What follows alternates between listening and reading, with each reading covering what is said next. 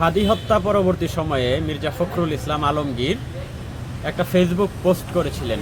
ওইখানে লিখেছিলেন, এয়ারপোর্টে আসার পর এক যুবক বলল, আপনারা যদি ক্ষমতায় আসেন তাহলে হাদি হত্যার বিচার করবেন কিনা। উক্ত বিষয়ে মির্জা ফখরুল ইসলাম আলমগীর বলেছিলেন, ইনশাল্লাহ আমরা যদি ক্ষমতায় আসি তাহলে আমরা হাদি হত্যার বিচার করব। তারপরে আমরা যে বিষয়টা দেখলাম, গণতান্ত্রিক প্রক্রিয়ার মাধ্যমে নির্বাচিত সরকার প্রতিষ্ঠা করলেন বিএনপি, অর্থাৎ যেই দলের তিনি মহাসচিব ছিলেন।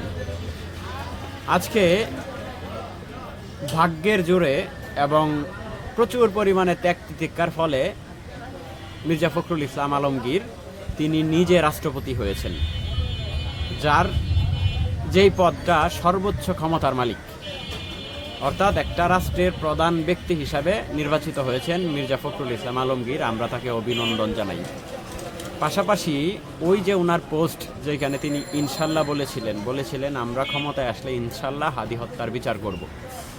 আজকে শুধু আপনাদের দল ক্ষমতায় এসেছে বিষয়টা এরকম না, আপনি নিজে সর্বোচ্চ ক্ষমতাসীন হয়েছেন।